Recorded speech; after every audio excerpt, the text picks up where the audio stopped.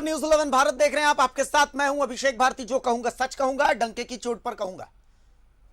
RIMS क्या सिर्फ एक अस्पताल है? अगर मैं आपसे यह पूछूं तो आप क्या कहेंगे?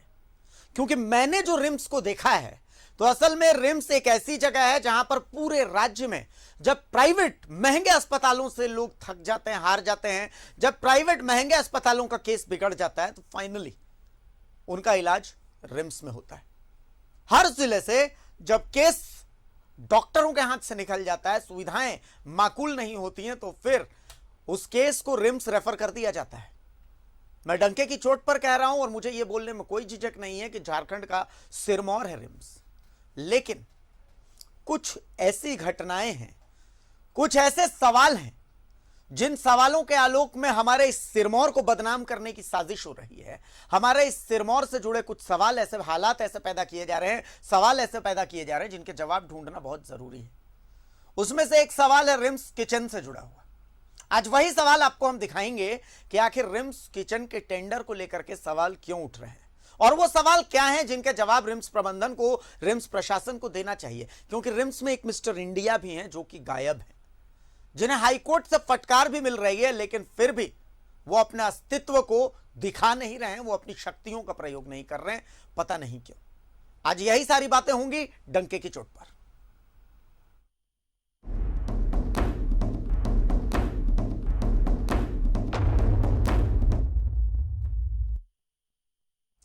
तो आखिर कब उठेंगे आप मिस्टर इंडिया? आखिर कब आपका खून खौलेगा? आखिर कब आपको एहसास होगा कि आपके ऊपर कितना बड़ा दारोमदार है? आखिर कब समझेंगे आप कि रिम्स के भरोसे कितने लोगों का जीना और मरना निर्भर करता है? बस एक पतली सी लकीर है जो लोगों को जिंदा करती है और लोगों को मार देती है, और उसी लकीर पर बैठे हैं आप। रिम्स सिर्फ एक अस्पताल होता तो कोई बात ही नहीं थी। असल में रिम्स एक आशा की किरण है। न जाने झारखंड के किस किस हिस्से से जिंदगी और मौत की लड़ाई करते लोग यहां पर पहुंचते हैं, और आप उन्हें ढंग का इलाज नहीं दे सकते। कम से कम ढंग का इलाज न दे रहे हैं तो कम से कम उन्हें वो खाना तो दे दीजिए जिसके वो हकदार हैं। पर ना, आप तो टेंडर के खेल में उनसे उनका निवाला तक छीन ले रहे हैं, और इस मामले में घोटाले की बू आ रही है। क्यों आ रही है घोटाले की बू? देखिए हमारी इस रिपोर्ट में। रिम्स ये वो जगह है जो असल में एक उम्मीद है, आशा है, पर लापरवाही इस जगह को जहन्नुम बना देती है। अभी एक दिन पहले हमने आपको दिखाया कि कैसे यहां इलाज का इंतजार करते करते एक शख्स मर गया। कोई राय दुहाई नहीं, कोई सुनवाई नहीं, यहां तक कि ब्लैक फंगस मरीज को रिम्स की लापरवाही ने मार दिया। हाईकोर्ट को कहना पड़ा कि मरीज कोई सब्जी नहीं है, डॉक्टर मरीज और सब्जियों के बीच का कम से कम अंतर तो समझें। खैर, इतना सब कुछ हो रहा है, पर रिम्स के डायरेक्टर साहब, माफ कीजिए, रिम्स के मिस्टर इंडिया साहब अब तक तंद्रा में हैं। बहरहाल अब आपको कुछ और दिखाते हैं। रिम्स में है निवाला का घोटाला। हे प्रभु, ये क्या कर डाला? ये कैसे मिस्टर इंडिया से पड़ गया पाला?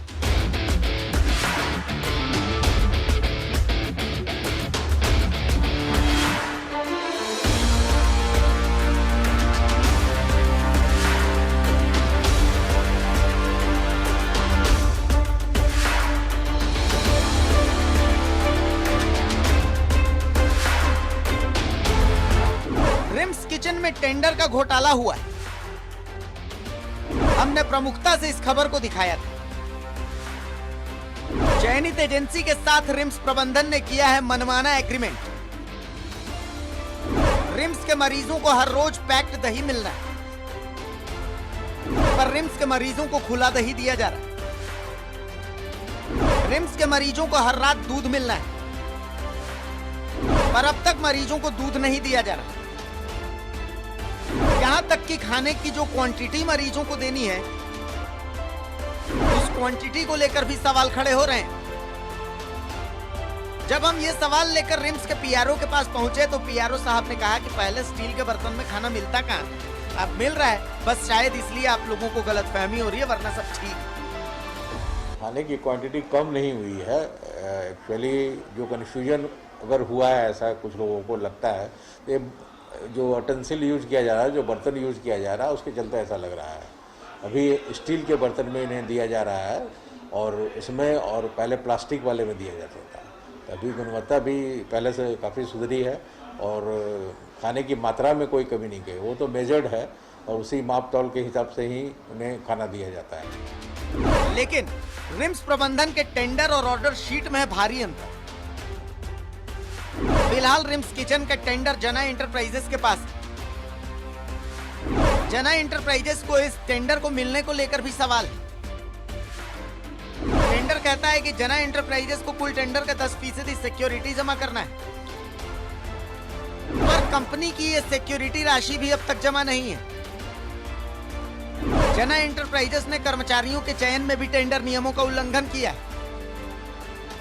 इतनी अनियमितताओं के बावजूद अब तक कोई सवाल नहीं, खाने की कोई जांच नहीं, खाने में क्या मिल रहा है, कैसे मिल रहा है, क्या नहीं मिल रहा है, कोई देखने वाला नहीं, कोई सुनने वाला नहीं। मिस्टर इंडिया सच में गायब है या फिर इसमें उनका कोई स्वार्थ है? क्या ये निवाले का घोटाला नहीं है? रांची से न्यूज़ 11 भारत के लिए शशि तिग्गा की रिपोर्ट। अरे हुजूर, मजाक समझ रखा है क्या आपने? मुझे ये समझ में नहीं आता है कि क्या ये मजाक चल रहा है। आप सोचिए कि ये वही रिम्स है जो एक ब्लैक फंगस पीड़िता को इलाज नहीं देता है। हाई कोर्ट का डंडा चलने के बाद ब्लैक फंगस पीड़िता का ऑपरेशन होता है और आप सोचिए कि उसकी मौत हो जाती है। हाई कोर्ट एक तल्ख टिप्पणी करता है। हाई कोर्ट कहता है कि भाई मरीजों और सब्जियों के बीच में अंतर समझिए। आप समझ रहे हैं ये कितनी तल्ख टिप्पणी है और ये कितनी गंभीर बात है? आप सोचिए कि अगर उसके परिजन हाई कोर्ट नहीं जाते तो उसको इलाज तक नहीं मिलता। यह स्थिति है रिम्स की। मरीजों को जो खाना मिलना है, जो रिम्स का टेंडर कहता है, यह टेंडर लेकर के बैठा हूं मैं अपने मोबाइल में, उस टेंडर को लेकर के सॉफ्ट कॉपी में बैठा हूं। उसमें 5 लोगों के सिग्नेचर हैं, 6 लोगों के सिग्नेचर हैं, जिसमें कि हमारे मिस्टर इंडिया भी है। और वो टेंडर कहता है कि भाई रिम्स में जब खाना मिलेगा तो खाने में पैक्ड दही मिलना चाहिए। क्या पैक्ड दही मिल रहा है? कोई जवाब देने वाला है? कोई है जो आकर के बोले कि हां मिल रहा है, आप गलत दिखा रहे हैं? कोई है? नहीं, क्योंकि असल में पैक्ड दही नहीं मिल रहा है। दूसरा पॉइंट, मरीजों को रात में दूध मिलना है पीने के लिए। क्या रात में दूध मिल रहा है? नहीं, अब तक दूध नहीं मिला है। 6 तारीख को अवार्ड हुआ वर्क ऑर्डर और 7 तारीख से जना एंटरप्राइजेस ने अपना काम शुरू किया। 7 तारीख से आज 22 तारीख हो गया जुलाई का। 7 जुलाई से काम शुरू हो चुका है, आज 22 जुलाई है। इन 15 दिनों में क्या एक बार भी 1 गिलास दूध मरीजों को मिला है? नहीं मिला है। मरीजों को तो खैर पता ही नहीं है कि उन्हें क्या मिलना चाहिए, क्या नहीं मिलना चाहिए। भाई हमने रिम्स में वो दिन भी देखा है जब जमीन पर खाना परोस करके खिलाया गया है। हमने वो दिन भी देखा है, बहुत जग हंसाई हुई थी हमारी, मुझे याद है वो दिन। मेरे साथ रिम्स शासी परिषद के सदस्य और कांके से विधायक समरी लाल साहब मौजूद हैं और मेरे साथ मेरी सहयोगी शशि तिग्गा मौजूद हैं। मेरे साथ कांग्रेस के प्रदेश प्रवक्ता राजीव रंजन साहब भी मौजूद हैं। आप सभी का मैं बहुत स्वागत करता हूं। मेरे पास एक लेटर है, मेरे पास, मैंने इस फोन में भी वो टेंडर रख रखा है। समरी लाल जी, आपको सुन करके बड़ा आश्चर्य होगा कि जो टेंडर था रिम्स की तरफ से, उस टेंडर को ऐसा बनाया गया कि भाई झारखंड की कंपनियां, या यूं कहें कि बहुत सारी कंपनियां उसमें हिस्सा ही नहीं ले सकें। और जो कंपनी जिससे टेंडर मिला यानी जना एंटरप्राइजेस, उसके साथ जो एग्रीमेंट किया गया उसमें और उस टेंडर में जमीन आसमान का अंतर हो गया। मसलन कुछ बातें हैं जो मैं आप लोगों के सामने रख रहा हूं, आप ध्यान दीजिएगा इस पर। 6 तारीख को टेंडर का नतीजा आया। कहा गया कि भाई जना एंटरप्राइजेस को रिम्स किचन का टेंडर दिया जाता है। 7 तारीख सुबह से, अर्ली मॉर्निंग से जना एंटरप्राइजेस अपना काम शुरू कर देती है। राजीव जी ध्यान से सुनिएगा, समरी जी ध्यान से सुनिएगा। 7 तारीख को सुबह अर्ली मॉर्निंग से जना एंटरप्राइजेस काम हैंडओवर ले लेती है। ठीक है, हम ये मान करके चलते हैं, रिम्स का टेंडर भी ये कहता है कि भाई इस हैंडओवर में ठीक है 15 दिन लगते हैं। ठीक है, टेक ओवर करने में, सारी चीजों को एस्टैब्लिश करने में। एक नई कंपनी है, उसे एस्टैब्लिश करेंगी सारी चीजें, चूंकि पुरानी कंपनी को हटाना पड़ेगा, तो इस दौरान मरीजों को तो भूखा रखा नहीं जा सकता। लेकिन ना, अगले दिन सुबह सुबह से कंपनी हैंडओवर ले लेती है। चलिए, अब जो टेंडर है उस टेंडर का पेज नंबर 4 के पॉइंट नंबर 4 का दूसरा जो अनुच्छेद है वो कहता है कि जो टेंडरर है यानी जो टेंडर डालने वाला शख्स है उसको एक कॉन्ट्रैक्ट एग्रीमेंट रिम्स के साथ करना होगा जब वर्क ऑर्डर उसे मिलेगा तब। ठीक है, ये टेंडर में कहा गया, उसमें ना टाइम है और ना दिन, एग्रीमेंट में कुछ भी नहीं। अब जो एग्रीमेंट हुआ है उसमें कहा गया है कि सिर्फ 1,000 रुपए का जुडिशियल स्टैंप लीजिए और 15 दिन, आपको वर्क ऑर्डर मिलने के 15 दिन के अंदर में आप उसको भर करके हमें दे दीजिए, काम शुरू कर दीजिए। पहला। दूसरा जो पॉइंट है टेंडर के पेज नंबर 40 के अनेक्सर के पॉइंट नंबर 12 में कहा जाता है कि 100 स्टाफ से कम, 100 स्किल्ड स्टाफ से कम जो टेंडर भरने वाला है उसको नहीं होना चाहिए। 100 स्टाफ तो आपको रखना ही पड़ेगा, ये उस टेंडर में मेंशन है। लेकिन जो एग्रीमेंट है point number 27 page number 5 man power में कहा गया है कि आप अपनी सुविधा के अनुसार मैन पावर रख सकते हैं। अरे हुजूर, ये मेहरबानी क्यों? टेंडर और एग्रीमेंट में इतना अंतर क्यों? कोई बता सकता है मुझे? चलिए, ये हो गए 2 पॉइंट्स। तीसरा पॉइंट, टेंडर फॉर्म के पेज नंबर 17 पॉइंट नंबर 12 कहता है कि इलेक्ट्रिसिटी जो रिम्स किचन में इस्तेमाल होगी उसका जिम्मेदार, उसकी बिलिंग रिम्स की तरफ से एक सब मीटर बिडर की तरफ से लगाया जाएगा किचन में, और ये कॉन्ट्रैक्टर या बिडर इसका भुगतान करेंगे जो भी बिजली का बिल होगा। लेकिन जादू देखिए कि भाई जो एग्रीमेंट हुआ है पॉइंट नंबर 30 पेज नंबर 6 यह कहता है कि electricity supply is free of cost, यानी आप जितनी बिजली का इस्तेमाल कीजिए रिम्स किचन में, रिम्स तो सरकारी है तो बिजली भी सरकारी है, तो मजे कीजिए, ताली बजाइए। चलिए आगे आते हैं। अब समझिए टेंडर का डॉक्यूमेंट का पेज नंबर 4 पॉइंट नंबर 4 का पहला अनुच्छेद कहता है कि जो सिक्योरिटी डिपॉजिट है, चूंकि ये 21 करोड़ का टेंडर था 3 साल का, तो भाई जो सिक्योरिटी डिपॉजिट है वो 10% कॉन्ट्रैक्ट वैल्यू का आपको जमा करना पड़ेगा। अब 21 करोड़ का 10% होता है 2 करोड़ 10 लाख रुपए आपको जमा करने पड़ेंगे। चलिए, वेल एंड गुड, आपने नियम रखा है, आपकी मर्जी है। चलिए, लेकिन जब एग्रीमेंट होता है, जब टेंडर दे दिया जाता है, तो उसके बाद एग्रीमेंट क्या साइन होता है आपको पता है? कि भाई टेंडर अगर 3 साल का 21 करोड़ का है तो भाई 1 साल का टेंडर हुआ 70 लाख का। अब 70 लाख के टेंडर में 7 करोड़ का, माफ कीजिएगा, 7 करोड़ के टेंडर का 10% होता है 70 लाख रुपया।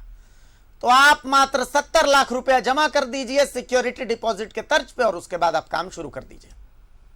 अरे हुजूर, ये किसकी मेहरबानी? ये मेहरबानी क्यों? बिजली का जो पैसा है वो कौन देगा? ये सिक्योरिटी का जो बचा हुआ पैसा है ये मिलेगा भी कि नहीं मिलेगा? इतनी रियायत क्यों? आखिर किस कंपनी पर इतनी मेहरबानी? और सबसे बड़ी चीज है कि जो एग्रीमेंट है उस एग्रीमेंट में साफ साफ है, सरकार के नॉर्म्स भी ये कहते हैं, रिम्स के नॉर्म्स भी ये कहते हैं कि भाई जो खाना मिलेगा उसमें पैक्ड दही मिलना है। पैक्ड दही का मतलब मैं समझता हूं कि डिब्बा बंद दही मिलना है। अगर हो सकता है कि मैं जाहिल हूं, हो सकता है कि मैं बेवकूफ हूं, मेरे साथ जो मेहमान जुड़े हुए हैं वो शायद मुझे समझाएंगे कि पैक्ड दही का मतलब क्या होता है, लेकिन हमारे रिम्स के अक्लमंद लोग खुला दही वहां पर बांट रहे हैं। भाई रात के खाने के बाद एक दूध मिलना है मरीजों को, साफ साफ इस एग्रीमेंट में उल्लेख है, सरकार के नॉर्म्स, रिम्स के नॉर्म्स कहते हैं। मिल्क का मतलब मैं तो दूध समझता हूं, संभव है कि मैं जाहिल हूं, मैं बेवकूफ हूं, मैं बकलोल हूं। रिम्स के अकलमंद समझते होंगे मिल्क का मतलब कुछ और, वो कुछ और बांट रहे होंगे, पर रिम्स में अब तक दूध तो नहीं मिला है। समरी लाल जी के पास मैं सबसे पहले आऊंगा। समरी जी, ये सारी बातें सुनने के बाद अब आपका प्रतिक्रिया मैं जानना चाहता हूं समरी जी की, क्या सब कुछ सही चल रहा है रिम्स में? जबकि रिम्स में आज ही के दिन, समझिए आज ही के दिन हिदायत मिली हाईकोर्ट से कि भाई सब्जी और मरीजों के बीच का अंतर को समझिए। समरी जी,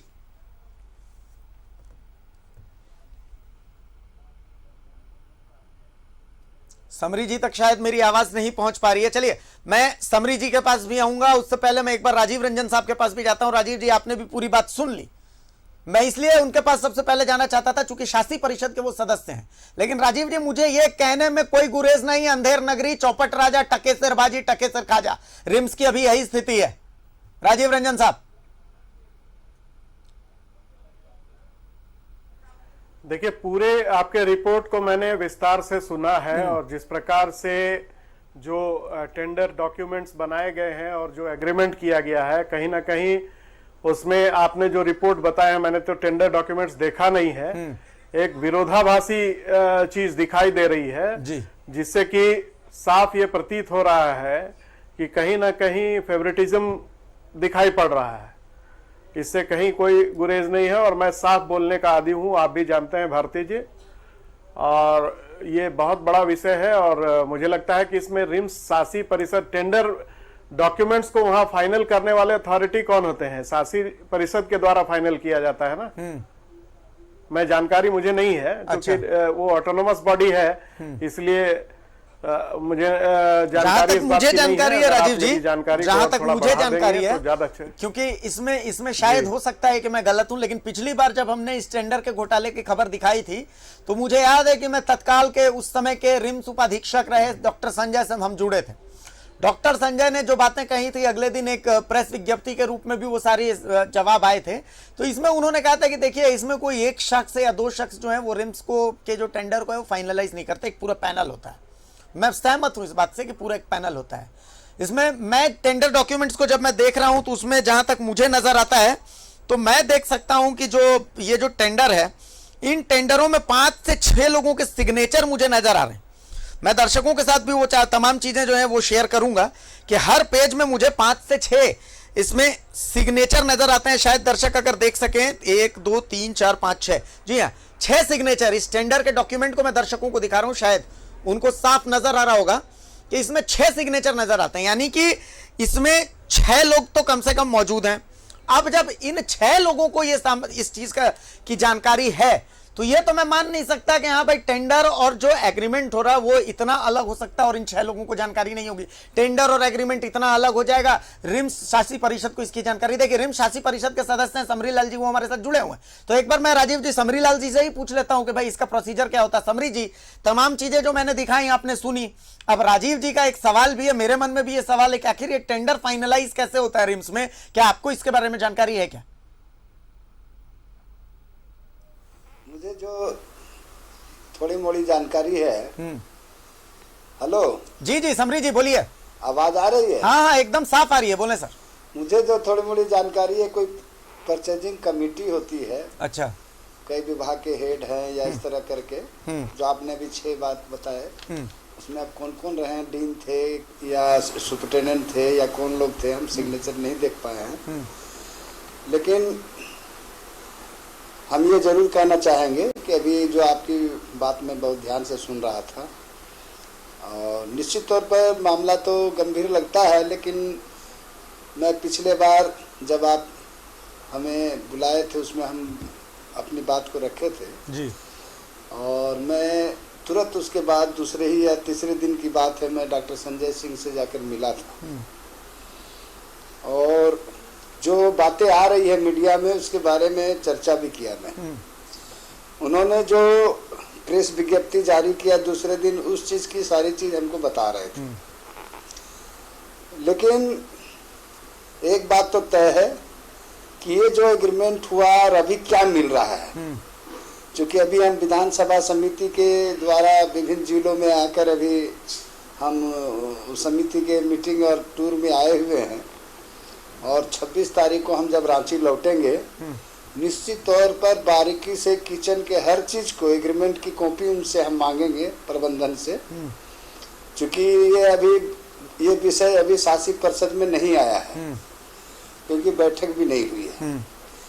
लेकिन मैं पूरी जानकारी लेकर शासी परिषद में बहुत तरीके से जानकारी लेकर और वहां पर जाकर उस किचन में जाकर मरीजों से मिलूंगा, किचन का खाना देखूंगा, मैं भी वहां जाकर खाना खाऊंगा, और उसके बाद इन बातों को मैं शासी परिषद के में रखूंगा और सरकार के संज्ञान में मैं दूंगा। क्योंकि ये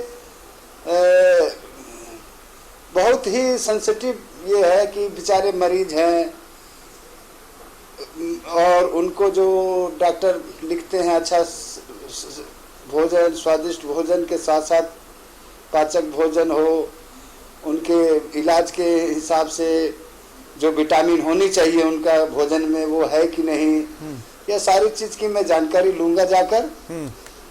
और निश्चित तौर पर अगर इसमें कोई तरह का बात हुई है या किसी तरह से इस टेंडर के मामले में कोई तरह से किसी खास कंपनी के लिए कोई अगर इंटरेस्ट लिए होंगे, वो सारा चीज हम लोग इस पर देख लेंगे। जी राजीव जी। जी, मुझे पूरी उनकी बात तो सुनाई नहीं दी, क्योंकि मैं एक ऐसे जगह बैठा हूं जहां आपके टेलीविजन चैनल नहीं चल रहा, मैं फोन पर ही देख पा रहा हूं। जी जी जी। और ईपी में जो कुछ भी सुनाई दे रहा है उस आधार पर मैं ये कह सकता हूं कि जिस प्रकार से आदरणीय समरीलाल जी ने कहा है कि मैं रांची लौटते ही तमाम चीजों की जानकारी लूंगा, तो मैं उनसे आग्रह करूंगा, चूंकि मैं शासी परिषद का सदस्य तो नहीं हूं, कि आप जिस दिन निरीक्षण के लिए जाएं तो अगर मुझे भी आमंत्रित कर लें तो मैं भी जरा भौतिक रूप से इसका सत्यापन करने के लिए तैयार हूं। और आप जानते हैं भारती जी कि इन चीजों के विरुद्ध मेरी एक ये रही है, यूएसपी रही है कि मैं गलत को गलत कहने का मादा रखता हूं। अगर किसी प्रकार की कोई गलती हुई है तो निश्चित रूप से मैं सरकार के संज्ञान में इस बात को लाऊंगा कि किसी भी फेवरेटिज्म का शिकार हमारे मरीज जो स्वास्थ्य और चिकित्सा के लिए रिम्स में भर्ती हुए हैं, उनके साथ किसी प्रकार की बेईमानी ना हो, किसी को फायदा पहुंचाने के लिए। तो इस बात का मैं आपको आश्वासन देता हूं कि अगर ये संभव हो जाता, और मैं अन्य माध्यमों से भी प्रयास करूंगा, अगर हो सके तो आपको जो टेंडर कॉपी आपके फोन में है, हाँ, मैं आपको व्हाट्सएप कर दूंगा, मैं आपको भी व्हाट्सएप कर दूंगा, कल ही से मैं आपको भी व्हाट्सएप कर दूंगा ये चीज, टेंडर की कॉपी और जो उसमें के। जी जी समरी जी कुछ कह रहे हैं। हम ये कहना चाह रहे हैं कि नहीं, राजीव जी काफी अच्छी बात बोले हैं। और निश्चित तौर पर ये कोई पार्टी या कोई ये का नहीं है, एकदम बिल्कुल मानवता से जुड़ा हुआ चीज है। और निश्चित तौर पर इसमें वैसे समाज के या हमारे जो भी सामाजिक कार्य में हम लोग लगे रहते हैं, चाहे राजनीतिक पार्टी में के ही क्यों ना हो, ये चीज हम लोग को मिलजुल कर जाकर वहाँ इस चीज को देखेंगे। और निश्चित तौर पर राजीव जी को हम इसकी सूचना भी देंगे, ताकि हम लोग सब मिलकर जो सही है वो चीज देखें। कोई इसमें कोई देखिए, मेरी समरी जी, मेरी सहयोगी शशि, इनकी बात से मैं सहमत हूँ। जी जी, मेरी सहयोगी शशि भी मेरे साथ जुड़ी हुई है, जिन्होंने ये पूरी खबर ढूंढी है। एक एक डॉक्यूमेंट्स इन्होंने खुद ढूंढे हैं। शशि हमारे साथ जुड़ी हुई हैं। आपको विश्वास नहीं होगा कि 2 दिन शशि रिम्स गई हैं। कल जब ये रिम्स गई तो इन्होंने देखा कि एक मरीज 3 दिन से इलाज के लिए तड़प रहा था। गिरिडीह का एक मरीज था, इलाज के अभाव में उसकी मौत हो जाती है। इलाज के अभाव में समरी जी, राजीव जी, उसकी मौत हो जाती है। और आज जब ये रिम्स गई तो आज इन्होंने सारे ये डॉक्यूमेंट्स देखे, ये सारे डॉक्यूमेंट्स के बाद इन्होंने ये खबर फाइल की है। मतलब आप सोच लीजिए कि रिम्स के हालात क्या हैं। शशि, आप तो आज लोगों से बात कर रही थी, वहां पर कितने लोग ऐसे मिले जिन्होंने बताया कि उन्हें दूध मिलता है रात में, या उन्हें पैक्ड खाना मिल रहा है, प्रॉपर खाना मिल रहा है? शशि जी भारती जी, हम लगातार मरीजों से हमें शिकायत मिल रही थी कि हमें सही खाना नहीं दिया जा रहा है। इसकी पुष्टि के लिए हमने खुद वहां पे जाकर जायजा लिया है, जिसमें हमने देखा कि टेंडर में पैक्ड दही का ऑर्डर दिया गया है, लेकिन उनको प्लेट में ही खुले लूज दही दी जा रही। साथ ही मरीजों ने ये भी बताया कि उन्हें डिनर के साथ में दूध नहीं दिया जा रहा है। लोग भी साफ सुन सके। जी जी, मैं आपको सारी बातें बता दूंगा राजीव जी, मैं आपको सारी बातें बता दूंगा। बोलें बोलें शशि, बोलें।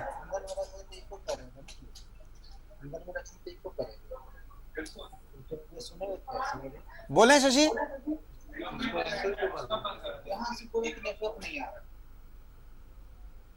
शशि, मेरी आवाज पहुंच रही है अब तक?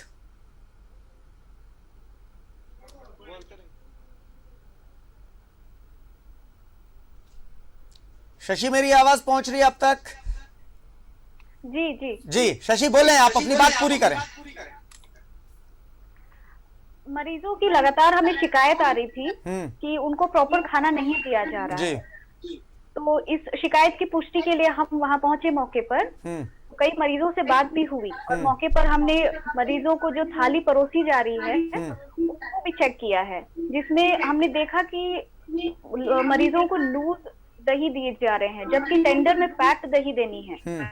वही कई मरीजों से ये भी पुष्टि की हमने कि क्या उन्हें डिनर के बाद दूध मिल रहा है, तो उनका सीधा कहना था कि उन्हें कुछ दूध नहीं मिल रहा है, साफ तौर पे सिर्फ रात का खाना दिया जा रहा है, उसके अलावा कुछ भी नहीं।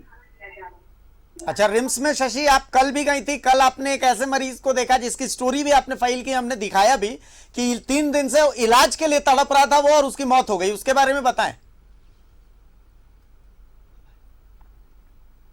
जी, उनके परिजनों का भी यही आरोप था कि कई 3 दिनों से करीब वो लेकर के आए थे उनको, उनके एक्सीडेंट की वजह से सिर में काफी गंभीर चोटें आई थी, लेकिन वो लगातार डॉक्टरों और नर्स को रिक्वेस्ट कर रहे थे कि वो एक बार उन्हें अटेंड कर लें जिससे कि उनकी जान बच सके। और उस दौरान वो मरीज जो है वो बात भी कर रहा था, लेकिन नहीं अटेंड होने की वजह से बेचारी की सांसें उखड़ रही थी। मैंने मौके पर देखा कि उस मरीज की सांसें कैसी उखड़ रही थी।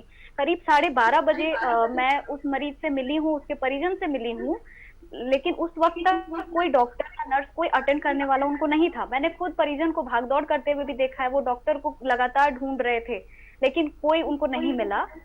उसके बाद करीब 3 बजे मैंने उनसे फिर फोन पर बात की कि क्या कोई डॉक्टर अटेंड करने के लिए पहुंचे, या फिर मैंने खुद भी अपने पर्सनल लेवल पे कोशिश की कि मैं उनकी हेल्प कर पाऊं, लेकिन उन्होंने मुझे फिर खबर दी कि 3:30 बजे जो है उनकी मृत्यु हो गई।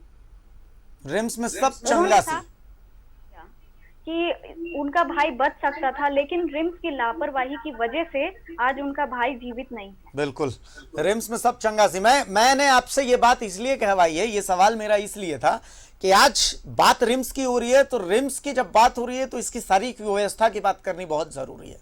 हमारे साथ समरीलाल जी मौजूद हैं, हमारे साथ राजीव रंजन साहब भी मौजूद हैं। मैं आप दोनों से इसके बारे में सवाल लूंगा क्योंकि इसका जवाब ढूंढना बेहद जरूरी है। रिम्स सिर्फ एक अस्पताल होता ना तो हम इसको आई गई कर देते कि चलिए ठीक है, अस्पतालों में मौत हो जाया करती है, डॉक्टर भगवान नहीं होते, लेकिन रिम्स में जब इलाज के अभाव में किसी की मौत हो जाती है ना तो बहुत दुख होता है, बहुत दुख होता है। ऐसा लगता है कि कलेजा चाक हो जाएगा, ऐसा लगता है कि वो व्यवस्था जिसकी हम बात करते हैं, जिसका हम दावा करते हैं, वो व्यवस्था कहां है? क्या वो व्यवस्था शायद टेंडर फाइनल करने में अपने आप की अपनी एनर्जी वेस्ट कर दे रही है? तो इस पर और चर्चा बहुत जरूरी है, इस पर हम जवाब ढूंढने की कोशिश करेंगे। समरी जी हमारे साथ बने रहें, आप राजीव जी हमारे साथ बने रहें, शशि आप भी हमारे साथ बने रहें। डंके की चोट पर जारी रहेगा, बस एक छोटे से ब्रेक के लिए रुकेंगे।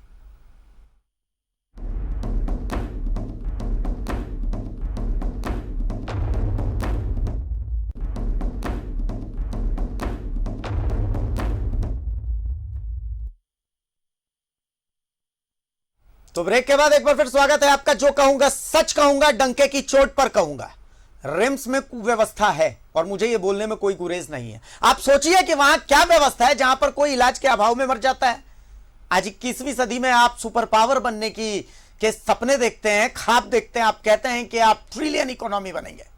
क्या ऐसे इलाज के अभाव में आप मरीजों की मौत देख रहे हैं और आप सोचते हैं कि आप महाशक्ति बनेंगे? क्या महाशक्ति ऐसे बनेंगे? रिम्स सिर्फ एक अस्पताल नहीं है। मैं फिर से एक बात कह रहा हूं कि रिम्स सिर्फ एक अस्पताल नहीं है, रिम्स आशा है।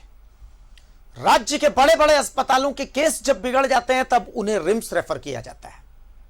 यह लेकर के बैठा हूं मैं, प्रत्यक्ष को प्रमाण की आवश्यकता नहीं है। टेंडर और एग्रीमेंट दोनों अलग अलग बातें कह रही हैं। आखिर किसको फायदा पहुंचाने के लिए, आखिर किसको फायदा पहुंचाया जा रहा है? हमारे साथ रिम्स शासी परिषद के सदस्य हैं, विधायक हैं, समरीलाल साहब मौजूद हैं, हमारे साथ कांग्रेस के प्रदेश प्रवक्ता हैं राजीव रंजन साहब मौजूद हैं और मेरी सहयोगी शशि तिग्गा भी मेरे साथ मौजूद हैं। समरी जी, अब कुव्यवस्था का आलम देखिए। शशि अभी बता रही थी कि एक मरीज है, इलाज के सपने देखता देखता वो मर गया। शशि ने अपने स्तर से पूरी कोशिश की। चलिए कोरोना काल था, हमने मान लिया कि कोरोना काल अप्रत्याशित था, हमें प्रॉपर तैयारी करने का वक्त नहीं मिला, हमारे पास बहुत सारी बातें हैं, रिम्स के पास बहुत सारे पॉइंट्स हैं, लेकिन पूरे कोरोना काल में क्या रिम्स निदेशक एक बार भी रिम्स का जायजा लेते नजर आए? चलिए कोरोना तो अब खत्म हुआ, अब तो चीजें खुल भी रही हैं, क्या अब भी रिम्स निदेशक इतनी जहमत नहीं उठा सकते कि भाई मरीजों को क्या खाना मिल रहा है, नहीं मिल रहा है, अकॉर्डिंग टू नॉर्म्स मिल रहा है, नियम के हिसाब से मिल रहा है, नहीं मिल रहा है? टेंडर और एग्रीमेंट के नियम कानून अलग क्यों हैं? नहीं है। रिम्स किचन का जो बिजली बिल है वो टेंडर में कहा जाता है कि भाई ठेकेदार भरेगा, और अब कहा जा रहा है कि ना वो तो फ्री है। आखिर ये बिजली बिल किसकी जेब में जा रहा है? इन सब सवालों के जवाब तलब करने का अधिकार तो किसके पास है? समरीलाल जी, क्या यही चलता रहेगा अंधेर नगरी चौपट राजा? देखिए, निश्चित तौर पर एक बात तो हम कहना चाहेंगे।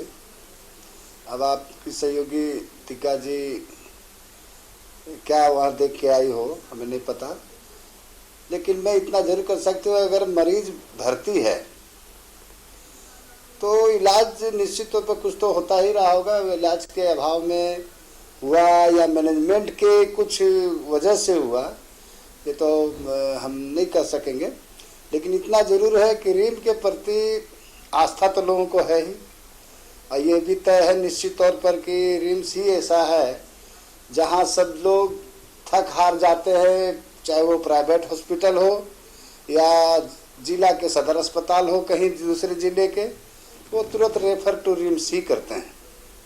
समरी जी, तो मैं तो यहाँ तक समरी जी, मैं तो यहाँ तक कह रहा हूँ कि चलिए आज आप विधायक हैं, लेकिन आज से 20 साल पहले जब आपकी उम्र थोड़ी कम रही होगी और जब रिम्स हमारे लिए एक मंदिर रहा होगा, आपके लिए तो एक मंदिर के समान है रिम्स। मैं अगर मेरे शब्द सही हैं तो आप सहमति में सर हिला दीजिएगा कि आपके लिए तो रिम्स जो है वो एक मंदिर के समान है। और मुझे जितना बुरा लग रहा है, मुझे लगता है इससे तो कहीं ज्यादा बुरा आपको लग रहा होगा कि भाई ऐसी खबरें रिम्स से सामने आ रही है जिससे आपके लिए मंदिर समझते हैं। देखिए, हम पहले भी विधानसभा में भी हम इस बात को रखे थे। विधानसभा में हमने कहा था कि ये जो अव्यवस्था हो रही है रिम्स में, ये जो भीड़ भी बढ़ रही है और भीड़ बढ़ने की वजह से अव्यवस्था हो रही है, उसका 2 कारण हमने रखा था विधानसभा में। पहला कारण तो ये है कि हम लोग के आसपास के जितने भी जिला अस्पताल हैं, 8-10 जो जिला है हमारे रांची के सटे हुए, चाहे गिरिडीह हो, लोहरदगा हो, गुमला हो, पलामू हो, आपके खूंटी हो, जो आसपास हजारीबाग है, रामगढ़ है, ये आसपास का जो जिला अस्पताल है, इसको अगर दुरुस्त कर दिया जाता, और साथ ही साथ जो हमारे 18 ब्लॉक जो है, 18 या 20 ब्लॉक जो है हमारे रांची जिला का, इनका जो CHC है, जो समुदाय स्वास्थ्य केंद्र, उसको अगर ठीक कर दिया जाता तो निश्चित तौर पर रिम्स में जो भीड़ बढ़ रही है, हम देखते हैं गुमला में पैर टूट गया तो रेफर टू रिम्स, गिरिडीह में किसी का सर फट गया तो रेफर टू रिम्स, किसी को थोड़ा सा कोई गाछ से गिर गया रेफर टू रिम्स, कुत्ता काट लिया रेफर टू रिम्स। तो जब रिम्स में इतनी बड़ी अस्पताल है, ये केवल इलाज ही नहीं, ये अनुसंधान का केंद्र भी है, रिसर्च सेंटर भी है ये, जहाँ पर बड़ी बड़ी बीमारियों की, गंभीर बीमारियों की रिसर्च होता है। आप देखे होंगे कि जिसका पैर टूटा है वो खटिया पर है, जिसको गंभीर बीमारी है बेचारा जमीन पर पड़ा हुआ है, ये भी हमने देखा है। हम इस बात को सरकार से रखे थे कि आप इन अस्पतालों को अगर ब्रैकेटिंग कीजिए, यहाँ रेडियोलॉजी, इन अस्पतालों में रेडियोलॉजी, पैथोलॉजी, गायनेकोलॉजी का, एनेस्थेसिया का, ये सारा सेटअप आप बजट में रखिए सारे सदर अस्पताल में, और वहाँ जो छोटी छोटी चीजें जो आप रिम्स करते हैं वहाँ अगर हो जाता है, अगर उसके बाद भी अगर यहाँ भेजा जाता है तो वहाँ पर क्वेश्चन करना चाहिए, उस पर इंक्वायरी करना चाहिए कि वो आखिर उनके पास साधन है और वो रेफर क्यों किया यहाँ। ज्यादा अगर गंभीर है तो आप टेलीमेडिसिन के द्वारा, आप आजकल देखते हैं कि मोबाइल और टीवी के बात द्वारा, तो आपकी एकदम सही है समरी जी, बात तो आपकी बहुत सही है, बहुत मार्के की बात कही आप अंदाजा लगाइए कि आपकी बात से दूसरे ना आपकी बात से किस हद तक मेरा पैनल भी सहमत है कि भाई देखिए रिम्स पर लोड है, लेकिन सर एक बात है, देखिए जो एक पॉइंट ये भी तो है, आप सोचिए। दूसरा है कि आपको हम बताते हैं कहीं कहीं ये भी है कि मैनेजमेंट की वजह से ना, आप समझिए ना कि भाई जो वार्ड सर में चाहिए आप इसी से अंदाजा लगाइए ना, वार्ड में जो आप इसी से अंदाजा लगाइए कि ब्लैक फंगस की पीड़िता है, जो ब्लैक फंगस राज्य में महामारी घोषित है, उसकी पीड़िता के परिजन जो हैं वो बाहर से दवाई खरीद करके ला रहे हैं अपने पैसे लगा करके। रिम्स के डॉक्टर कहते हैं कि भैया आप जो हैं इनको लेके जाइए, हमारे से अब इलाज नहीं होगा लास्ट में, और उसके बाद इनको हाईकोर्ट जाना पड़ता है। हाईकोर्ट कहता है कि भाई ऑपरेशन कीजिए। नहीं देखिए, हम आपको एक और बात बताते हैं इसी का बीच में, कि डॉक्टर बेचारे इलाज कर रहे हैं, अब उनको जो साधन चाहिए वहां पर, ओटी में जो दवाई चाहिए, या उनको जो ओटी में जो मटेरियल चाहिए, या फिर उनको मरीज के लिए कुछ और भी दवाई व्यवस्था या इक्विपमेंट चाहिए, तो मैनेजमेंट देगी ना। बेचारे डॉक्टर तो बेचारे इलाज करेंगे, उनको देखिए आपने जब ये हुआ तो डॉक्टर इलाज किए, और हमको ये भी देखे होंगे आपकी बहुत से ब्लैक फंगस के लोग अच्छे होके भी गए। बिल्कुल गए। तो इसमें कम से कम जो इसका मेडिसिन है या ऑपरेशन का जो उसका जो सामान है, ये निश्चित तौर पर इसका रिक्वायरमेंट जो जाता है वार्ड से, तो वो रिक्वायरमेंट रखा नहीं रह जाए, बल्कि उसको रिक्वायरमेंट को तुरंत पूरा करना चाहिए, ताकि मरीज को ये हो जाए। और ये तब होगा जब मैनेजमेंट कम से कम, अभी आपके द्वारा हम सुने और कई भी लोगों के द्वारा सुनते हैं कि जो निरीक्षण होना चाहिए, निश्चित तौर पर 2 टाइम तो निरीक्षण होना ही चाहिए उच्च अधिकारियों के द्वारा, चाहे वो डायरेक्टर हो या सुपरिटेंडेंट हो। ये कि भाई हर वार्ड में हम देखे थे, हम कोई पर आरोप नहीं लगा रहे हैं या किसी पर ब्लेम नहीं कर रहे हैं, लेकिन जो हमने देखा RMCH के समय में भी, और जब रिम्स बना उसमें कई ऐसे डायरेक्टर भी आए थे। हम नाम इसमें जरूर लेना चाहेंगे डॉक्टर NN अग्रवाल जी का, जिन्होंने सारे माने निश्चित तौर पर उनका सफाई के प्रति हो, मरीज को क्या रिक्वायरमेंट है उनके वार्ड में पहुंच रहा है कि नहीं, बाहर में किस तरह की व्यवस्था। बाहर में देखेंगे चारों तरफ इतनी गाड़ियां खड़ी रहती है कि मरीज का बेचारा एम्बुलेंस हॉर्न पर हॉर्न बजा रहा है, नहीं हो रहा है। तो पहले तो ऐसा नहीं था, पहले लोग वो था व्यवस्थित रहता था। तो निश्चित तौर पर निर्देशक साहब को चाहिए, हमने शासी परिषद के बैठक में भी कहा है कि निरीक्षण होते रहना चाहिए। उससे होगा कि लोगों को ये लगेगा कि नहीं भाई अधिकारी आ रहे हैं जा रहे हैं, तो काम करने की उनके उत्साह भी बढ़ेगा, और जो कुछ वहाँ कमी बेसी है उसकी भी उनको जानकारी मिलेगी। चलिए, तो ये अस्पताल हित में बहुत अच्छा होगा। चलिए, एक बार मैं राजीव रंजन साहब के पास भी आऊंगा।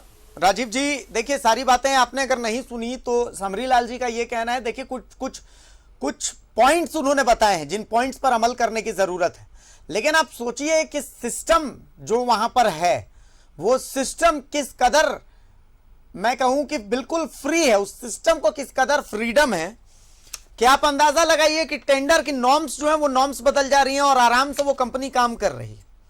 आप अंदाजा लगाइए कि एक ब्लैक फंगस पीड़िता को हाईकोर्ट जाकर के उसके परिजनों को और फरियाद लगानी पड़ती है, तब जाकर के यहां पर इलाज मिलता है।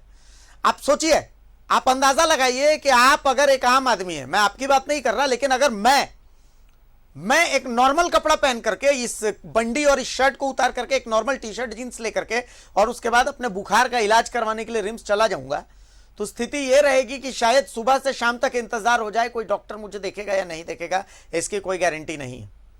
तो क्या इसका एक कारण मैं ये समझता हूं कि रिम्स पर प्रेशर बहुत ज्यादा है, जाहिर सी बात है, चूंकि उम्मीदें बहुत ज्यादा हैं, प्रेशर बहुत ज्यादा है। ऐसी बात नहीं है कि हम यहां बैठे हैं तो आंखें बंद करके बैठे हैं, मैं समझता हूं, लेकिन आखिर यह बहाना कब तक चलेगा? अगर एक ब्लैक फंगस जैसी जिसे महामारी घोषित किया गया, उसके परिजनों को पैसे ला करके बाहर से इलाज करवाने पड़ेंगे, हाईकोर्ट के फटकार के बाद उसका ऑपरेशन होगा, और उसके बाद फिर उसके परिजन रिम्स के तमाम कोनों में जाकर के धरना देंगे और रिम्स का एक अधिकारी तक उनसे मिलने नहीं आएगा, तो आप इसे तो सिस्टम का फेलियर ही मानेंगे ना। देखिए, बिल्कुल ठीक आपने जो कहा और आपने जो बातें बताई कि समरीलाल जी ने जो सुझाव दिए हैं, मैं भी पूर्णतया उससे सहमत हूं। और जिस प्रकार से रेफरल अस्पतालों और सदर अस्पतालों के ऊपर जो दबाव कम करने के लिए सभी चीजों की इलाज के लिए मुझे लगता है कि रिम्स में जो रेफर करने का एक सिलसिला सा चल पड़ा है, उस दबाव को कम करने की आवश्यकता है। और संबद्ध विभागों में चिकित्सकों की भी और ज्यादा स्तर पर बहाली करना और बिल्कुल, और जो सबसे बड़ा वाजिब सवाल उन्होंने कहा कि निरीक्षण, समय समय पर निरीक्षण अति आवश्यक है कि अगर इस प्रकार की कोताही बरती जा रही है तो ये राज्य को भी शर्मसार करने वाला विषय है और मैं इससे गुरेज नहीं करूंगा। मैं इन सभी बातों को अपने माननीय मंत्री जी के भी संज्ञान में लाऊंगा और सरकार के संज्ञान में हर स्तर पर जहां भी जाना हो। चूंकि स्वास्थ्य और शिक्षा को मैं राजनीति के दायरे से ऊपर उठ करके मानता हूं और रिम्स, अब तो एम्स के उद्घाटन में राजनीति जरूर हो रही है, लेकिन जो संसाधन हमारे यहाँ अभी उपलब्ध है, कार्यरत है, उसको कम से कम दुरुस्त करने की दिशा में सरकार के स्तर पर भी पहल हो, इसकी पूरी कोशिश मैं करूंगा। और इन तमाम विषयों की चर्चा मैं कल ही माननीय मंत्री जी से करूंगा कि इसमें सुधार अति आवश्यक है, क्योंकि ये समय समय पर कहीं ना कहीं जो पूरी व्यवस्था है उसको धत्ता बताने का काम किया जा रहा है और जो लोग भी इसके लिए जिम्मेवार हैं उनके ऊपर निरीक्षण करके और उनको चिन्हित करके उन पर कार्रवाई भी होनी चाहिए, ताकि ये मामला नजीर बन सके और लोग ऐसा करने से गुरेज करें, ताकि यहाँ जो दूर दराज के क्षेत्रों से जहां इलाज की सुनिश्चित सुविधा नहीं है और किन कारणों से नहीं है, हम इंटेलेक्चुअल डिस्कशन के लिए बैठे हैं और हम इसमें भी कहीं गुरेज नहीं करेंगे कि आज हम इतने वर्षों के बाद, झारखंड गठन के बाद भी आज अगर रिम्स जैसे अस्पतालों में इन सारे दृश्यों का अवलोकन कर रहे हैं तो कहीं ना कहीं ये हमारे लिए आत्म प्रवंचना से ऊपर उठ करके आत्मचिंतन की व्यवस्था बनाने का काम करने के लिए हमें अलार्मिंग स्थिति में ले जा करके खड़ा कर दिया है।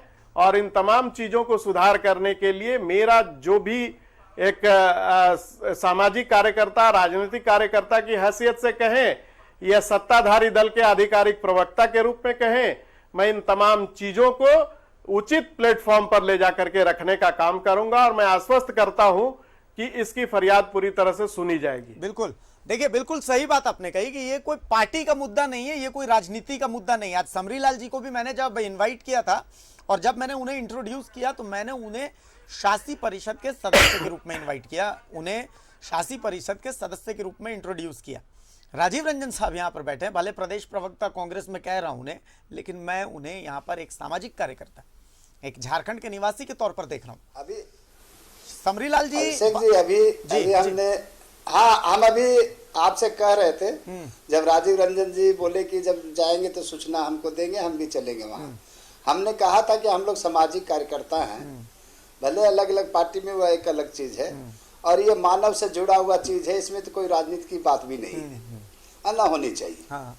ये मानव सेवा का चीज है जी। और हमने कोई सरकार पर आक्षेप या आरोप नहीं लगाया ना, बिल्कुल सही बात है। हमने जो सही चीज है, चूंकि देखिए रिम्स जो है, हम बचपन से आरंभ से लेकर अभी तक हमने बहुत करीब से इसलिए देखा कि मैं रिम्स में, हमारे पिताजी सफाई कर्मचारी थे रिम्स के, मैं उस सफाई कर्मचारी का भी पुत्र हूँ और इसी बिल्डिंग से पढ़ा भी हूँ, बढ़ा भी हूँ। इसलिए मुझे इसके प्रति काफ़ी अंदर से कुछ भी बात होती है रिम्स के बारे में, मीडिया में आती है तो हमको भी तकलीफ होती है। लेकिन ये ज़रूर है कि चिकित्सक वहाँ कभी भी ऐसा नहीं किए हैं कि किसी को अगर कोई जाए और उसको नहीं देखे, ऐसा नहीं आया है। वैसा हम लोग की नज़र में निश्चित तौर पर देखते हैं, चाहे वो जूनियर डॉक्टर हों, चाहे सीनियर रेसिडेंट्स हों, प्रोफेसर हों, लेकिन जो व्यवस्था में जो दिक्कत आती है उसके वजह से बहुत सा क्लप्स होता है, आदमी को बहुत सा दिक्कत आता है, उससे हो सकता है मौत भी होती हो, उससे बेचारे और गंभीर हो जाते होंगे बीमार, ये जरूर है। लेकिन निश्चित तौर पर ये एक आस्था केंद्र है और सभी, चाहे वो स्वास्थ्य कर्मचारी हो, नर्सेस हो, डॉक्टर हो, जितना भी बन पड़ता है अपनी ओर से, वो लोग निश्चित तौर पर ये कोशिश करते हैं कि कैसे इनको बचा लिया जाए। समरी जी, हमने तो इतना सही बात है। देखिए, मैं जब इस प्रोग्राम को शुरू कर रहा था ना, तो मेरे एक मित्र ने कहा, अरे भाई एक गिलास दूध की ही तो बात है, या फिर उसने यही बात कही गई कि भाई एक गिलास दूध ही तो नहीं मिल रहा, वो तो अगर कोई रिम्स जा रहा है तो एक गिलास दूध 7 रुपए 8 रुपए में बाहर में मिलता है, वो खरीद लेगा। कि भाई इसमें तो नहीं, ये तो गलत है। बिल्कुल। जब आप एग्रीमेंट किए हैं और जब आपको सरकार देना चाह रही है, और सरकार को हम धन्यवाद देना चाहते हैं कि पहले वो 120 था, अब इसको 150 रुपया कर दिया गया, तो 150 रुपया कर दिया गया तो उसी हिसाब से उसकी क्वालिटी भी होनी चाहिए, क्वालिटी के साथ क्वांटिटी भी होनी चाहिए उसकी। तो ये ऐसा नहीं है कि दूध बाहर से ले आएगा कर ले। जब आप उसके अंतर्गत उनको अंडा हो, दूध हो, सप्ताह में 1-2 दिन मटन हो या चिकन, जैसा डॉक्टर वो करे। और नहीं, सवाल ये भी तो है, समय हो, सवाल ये भी है, चाय हो। सवाल ये भी है कि भाई सरकार की तरफ से इसके लिए आपको बाकायदा जब किया गया, आपने जब टेंडर किया है, टेंडर में ये सारे नॉर्म्स हैं। नहीं, देखिए सरकार, देखिए हम जो देखे हैं सरकार की ओर से, चाहे वो हम कोई पक्ष विपक्ष की नहीं, सरकार की ओर से जो दिया जाता है उसको तो सही करके वहां लागू हो, मेरा ये कहना है। बिल्कुल। अब 120 रुपया था, अब 150 रुपया कर दिया गया सरकार की ओर से, तो उसको उसी क्वालिटी के हिसाब से, उसी क्वांटिटी के हिसाब से उसको मिलना चाहिए भोजन। बिल्कुल।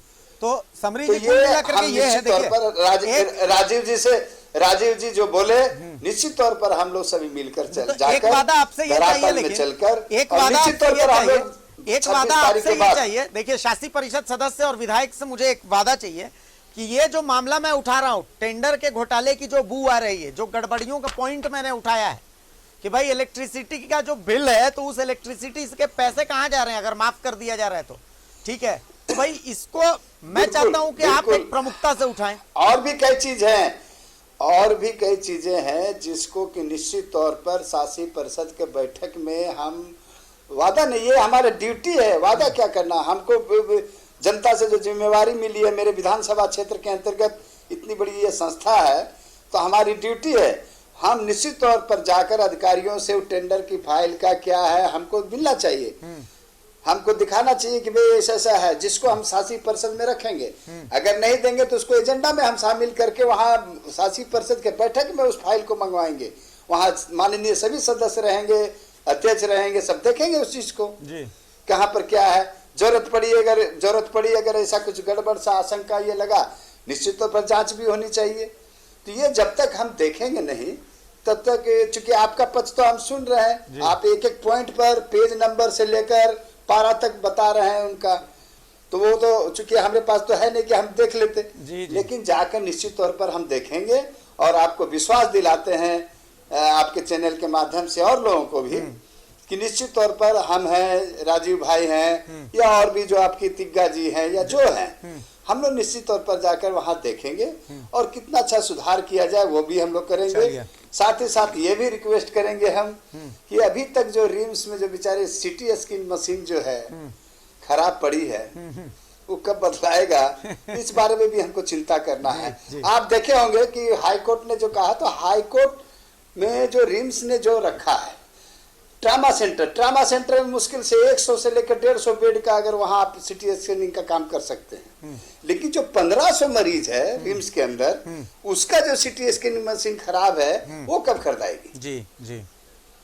150 के लिए तो अभी पता चला कि 10 करोड़ रुपया की मशीन या क्या क्या होने का है, जो जल्द आ रही है, सुन रहे हैं सितंबर में आ रही है या अगस्त में आ रही है, जो भी हम आपके मीडिया के माध्यम से ही मुझे जानकारी। बिल्कुल। लेकिन मैं जो विधानसभा में 16 मार्च को जो मैंने विधानसभा में बोला था, 16 मार्च को मैंने कहा था कि भाई जो 1500 बेड का जो हॉस्पिटल है पुराना रिम्स जो है, वहां जो रेडियोलॉजी में सिटी स्कैन मशीन खराब है वो कब कर दाएगी? आप तो कोरोना के लिए ट्रामा सेंटर में लगाने की बात कर रहे हैं, तो ठीक है, हमको नहीं ये है कि ट्रामा सेंटर में नहीं लगना चाहिए, वहां तो सारा पैथोलॉजी सारा हमने शासी परिषद में रखा कि क्यों नहीं एक ही जगह सेंट्रलाइज किया जाए, रेडियोलॉजी पैथोलॉजी सारा जांच का जो है ये सारा वहां हो, किसी बिल्डिंग में नहीं जाना पड़े। दूसरा है कि जो पुराना जो हमारा 1500 बेड का जो रिम्स में जो है बेचारे टेक्नीशियन लोग बैठे रहते हैं। चलिए, तो कुल मिलाकर के ये पॉइंट है। देखिए, विधानसभा का सत्र फिर से आने वाला मानसून सत्र, तो आपको तो पूरा मौका मिलेगा इन मुद्दों को उठाने का। हम उम्मीद भी करते हैं कि आप इन मुद्दों को उठाएंगे। एक फाइनल कमेंट मैं राजीव रंजन साहब से भी ले लेना चाहूंगा। राजीव जी, कुछ कहना चाह रहे थे आप? मैंने कहा कि भारती जी आप तुरंत ही मुझे ये व्हाट्सएप कर देंगे टेंडर डॉक्यूमेंट्स, और मैंने जो आपको आश्वासन दिया है, ऑन एयर आश्वासन दिया है, और मैं उसको पूरी तरह से उचित प्लेटफॉर्म पर सारे विषयों को लेकर के जाने का प्रयास करूंगा, और मेरी जो भी भूमिका रहेगी उसमें पूरी तरह से आपके इस आवाज के साथ हूं कि इस राज्य के मरीजों को जो रिम्स में आस्था के कारण यहाँ पहुंचते हैं और दूर दराज के इलाकों से पहुंचते हैं, उनको सही और समुचित इलाज मिले और उनके स्वास्थ्य की रक्षा हो सके, उनके साथ किसी प्रकार से चिकित्सा व्यवस्था में अन्याय न हो, इसके लिए मैं जरूर काम करूंगा। चलिए, बहुत शुक्रिया आप दोनों का कि आपने अपना अपना वक्त हमें दिया। बहुत शुक्रिया शशि कि आप इस खबर को हमारे सामने लेकर के आई, जनता के सामने लेकर के आई, सबके सामने लेकर के आई। हम उम्मीद करेंगे कि आगे भी आप ऐसी ही खबरें तहों से जनता के सामने लेकर के आती रहेंगी। भाई देखिए, जब तक तोड़ेंगे नहीं तब तक छोड़ेंगे नहीं। ये जो कागजात हैं हमारे हाथ में, ये साफ साफ कह रहा है कि वहां पर हकमारी हो रही है, और एक ग्लास दूध भी अगर जनता के हक का है तो वो हम किसी को पीने नहीं देंगे। अगर जनता के हक का कोई दूध पिएगा तो हम उसका खून पी जाएंगे। मीडिया है ये, चौथा खंबा है ये। आवाज हम उठाते रहेंगे, जब तक असर नहीं होगा तब तक आवाज उठाते रहेंगे। तो थकिएगा मत, हारिएगा मत। भ्रष्टाचार पर वार जारी रहेगा हमेशा की तरह, डंके की चोट पर फिर हाजिर होऊंगा। लेकिन फिलहाल मुझे इजाजत दीजिए। नमस्कार।